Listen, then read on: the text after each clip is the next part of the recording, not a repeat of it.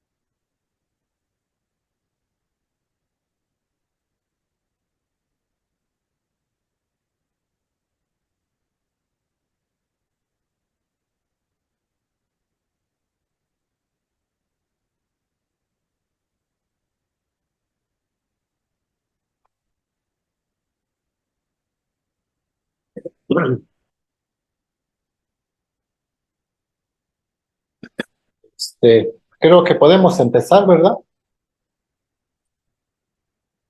Sí, doctor. Bueno,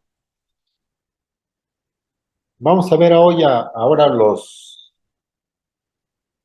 traumatismos que ocurren durante el parto. En la clasificación internacional de enfermedades, el nuevo término que se utiliza ahora son lesiones asociadas al nacimiento. Y vamos a hacer referencia a lo que antes entraba en la clasificación de traumatismos del parto. Ya sea traumatismos o lesión asociada al nacimiento, Va a ser cualquier lesión, eritema, abrasión, deformidad, traumatismo anóxico y o mecánico, evitable o no, que sufre el neonato durante el parto. Y esos traumatismos son más comunes cuando hay presentaciones anormales, ya sea en cara, pélvica, haya desproporción cefalopélvica, en partos prolongados. Lo más común es la lesión a tejidos blandos. Cualquier parte del cuerpo puede ser susceptible de dañarse, pero principalmente como la presentación viene de cabeza, es este sitio en donde más vamos a ver. Y lo que veremos para este diagnóstico es abrasión, edema, eritema, equimosis y petequias en el cuero cabelludo. Y con muchísima frecuencia veremos el aspecto como si hubiera habido una hemorragia en la subconjuntiva. Y esto se va a dar en aquellos traumatismos en donde el trabajo de parto sea prolongado o el producto sea macrosómico. Hoy en día ya es muy difícil que el obstetra pueda atender un nacimiento en el que no identificó una desproporción cefalopélvica. Sin embargo, los nacimientos o los intentos de nacimientos fuera de una institución, ahí sí va a ser más frecuente, que lo vea una partera, que sea un fortuito, etcétera, donde podamos ver casos de desproporción cefalopélvica. El diagnóstico es clínico y el tratamiento se encamina nada más a mantenerlos en observación y cuidar que estas lesiones no se vayan a infectar de manera secundaria. Pueden recuperarse en menos de 8 o 10 días. Aquí tenemos dos lesiones que se pueden confundir, sobre todo cuando no lo palpamos. El primer caso es el caput succedaneum. El caput es la acumulación de suero entre el periósteo y el cuero cabelludo. Y se va a observar con mayor frecuencia en donde exista la compresión durante el trabajo de parto. No tiene límites precisos. Es decir, recuerden que los huesos del cráneo en este momento del nacimiento, en la hora del nacimiento, van a estar separados. Vamos a tener bien identificados dos frontales, dos parietales, totalmente separados por las fontanelas. De tal manera que cuando existe el caput, va a abarcar uno, dos, tres, muchos huesos, varios huesos, sin que se respete el límite que marcan las fontanelas. La consistencia es blanda y desaparece en alrededor 72 horas, contrario al cefalohematoma. Visualmente puede identificarse como un caput sucedáneo, pero el cefalohematoma es secundario a una ruptura de vasos sanguíneos y por ello puede acumularse sangre en el subperiósteo. Va a deformar la región y no va a rebasar nunca las líneas de sutura. Esa es la gran diferencia con el caput. Aquí, la hemorragia la contiene el mismo subperiósteo y se limita a un solo hueso. A lo mejor puede ser que también un segundo hueso pueda tener un cefalohematoma, pero va a ser una lesión que no va a tener continuidad con la primera. Y puede visualizarse 1 o 2 días después como un área totalmente equimótica y a veces es tensa y dolorosa. Esta puede permanecer de días a semanas y durante este proceso de evolución, ese coágulo sanguíneo se puede calcificar y con gran frecuencia se va a reabsorber. Como aquí hubo extravasación sanguínea, toda esa sangre que se extravasó se va a reabsorber y quien va a depurar el contenido de hemoglobina libre va a ser el hígado. Ya veremos cuando revisemos el tema de ictericia fisiológica, por la inmadurez del hígado en la etapa de recién nacido, no le da tiempo de depurar el exceso de sangre. Y aquí tenemos a veces puede ser una cantidad importante de sangre que se puede extravasar. De tal manera que un niño con cefalohematoma puede incrementar todavía más el nivel de bilirrubina indirecta y por eso puede agravar una hiperbilirrubinemia fisiológica. Y de cualquier manera, el cefalohematoma no va a requerir tratamiento. Estas dos lesiones son las más frecuentemente que vamos a observar en casi todos los recién nacidos. Sin embargo, aquí tenemos un esquema donde existen otras dos lesiones, que es la hemorragia subgaleal y la hemorragia extradural. Vamos a recordar lo que vimos del caput sucedáneo. Aquí estamos observando que debajo de la piel está acumulado el suero que se derramó y que puede extenderse más allá de una extensión, más allá de un límite óseo. El cefalohematoma se va a encontrar por abajo del periósteo y encima del hueso. Este periósteo es el que le va a generar un límite preciso a la hemorragia. Sin embargo, una hemorragia subgaleal va a ser aquella que esté encima del periósteo y por debajo del epicráneo. Y esa sí puede tener una extensión más considerable que el cefalohematoma. Y esta hemorragia subraleal, por lo general, se observa cuando hay un nacimiento asistido con forceps.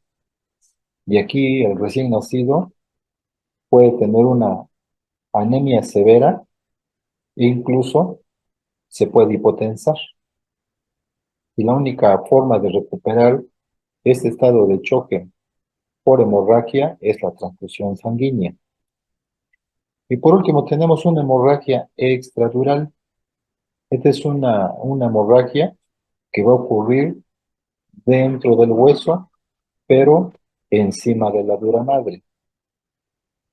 Aun cuando esta lesión llegara a ser muy pequeña, si llegara a comprimir la estructura cerebral adyacente y llega a desviar la línea media, aquí sí el manejo puede ser necesario que lo vea el neurocirujano y posiblemente haya necesidad de drenarlo.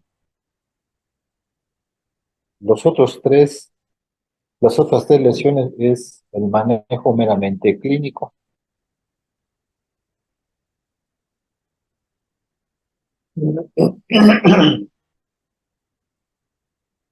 También tenemos el hematoma del esternocleidomastoideo.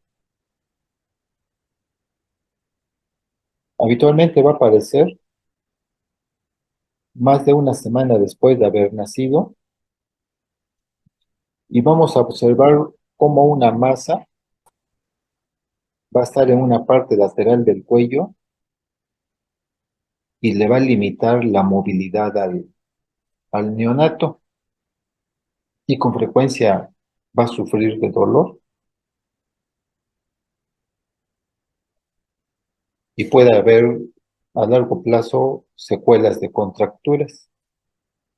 Aquí el manejo recomendado es que se someta a un proceso de relajación muscular a través del las técnicas de rehabilitación. Es raro verlo que sea de forma bilateral, pero hace tiempo en la literatura, hace muchos años, se describían casos de esternocleidomastoideo bilateral. Este hematoma del esternocleidomastoideo puede ocurrir cuando el obstetra tiene que hacer maniobras para posicionar de manera adecuada la cabeza y manipula el cuello o la región del submentón. Y esos son las situaciones en donde puede generarse este hematoma. Fracturas también puede ser que ocurran. Hoy en día es extraordinariamente raro ver una fractura. Y el traumatismo de los huesos es más frecuente cuando viene en posición anormal el producto. Y el hueso que más frecuentemente se fractura es la clavícula. A la exploración física vamos a observar que el niño no mueve la extremidad del lado donde la clavícula se fracturó. Es decir, no va a haber flexión, extensión. Cuando queramos realizar el reflejo de Moro, este va a ser incompleto o prácticamente no lo desarrolla. Pero aparte de que no mueve la extremidad, se va a visualizar de manera preponderante una deformidad en el sitio de fractura. Si la comparamos con el lado contralateral y cuando la palpemos, vamos a poder percibir esa crepitación del hueso fracturado. Aquí el tratamiento va a ser inmovilizar el brazo y el hombro con un cabestrillo o un vendaje tipo Belfort. Y antes del mes, esa fractura ya consolidó.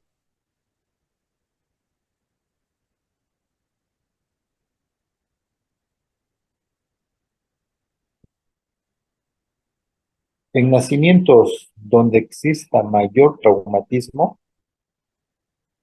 y aquí nuevamente es sobre todo cuando se utilizan forceps para el nacimiento, se pueden dañar de manera transitoria o permanente algunas raíces o plexos nerviosos. Y el tipo de lesión neural habitualmente es por alargamiento del nervio o por compresión. Y un tercer punto es ruptura de los nervios. Tenemos dos entidades sindromáticas que se parecen, sin embargo, el pronóstico son totalmente diferentes. Así tenemos, por ejemplo, la parálisis de Klumpke. Aquí la tienen escrita. Esta es una de las lesiones más dramáticas o más dañinas cuando hay traumatismo del parto. Y la parálisis de ERB. Las diferencias entre la parálisis de ERB y la de Klumpke son las siguientes. En la de ERB vamos a ver con frecuencia parálisis facial y una lesión braquial del cuarto, quinto y sexto nervio braquial. Aquí el paciente va a tener cierta parálisis facial, limitación en la succión y en la movilidad del brazo del lado donde se lesionó el plexo braquial. Pero lo que va a ser muy llamativo es de que la mano va a conservar su capacidad de prensión, abertura. Puede abrir y cerrar el puño sin ningún problema, pero no así mover el brazo. Y esta es una lesión que se recupera. con reposo 1 o 2 semanas y después inicia el proceso de rehabilitación. Sin embargo, la parálisis de Klumpke va a afectar fibras simpáticas, así como las raíces braquiales, séptima y octava. Además de no poder movilizar la extremidad del lado braquial lesionado, vamos a ver ptosis palpebral y miosis, así como lesión del nervio frénico. Entonces, de manera adicional, el síndrome de Klumpke va a integrar el síndrome de Horner. Y este tiene mal pronóstico para la función. Aun cuando el paciente se someta a un proceso de rehabilitación, es muy difícil que logre adquirir la función al 100%.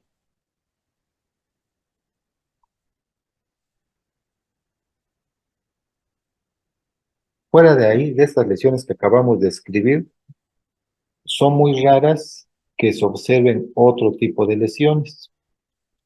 Históricamente, o en la historia de la medicina o de la obstetricia, se describen o se describieron hace tiempo rupturas de vísceras, ruptura del hígado, del vaso, perforaciones intestinales, daños a la columna vertebral y sobre todo lesión medular.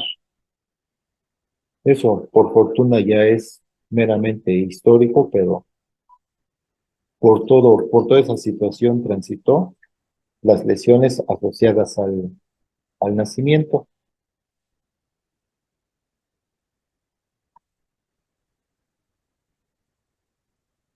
No sé, ¿tendrán alguna pregunta?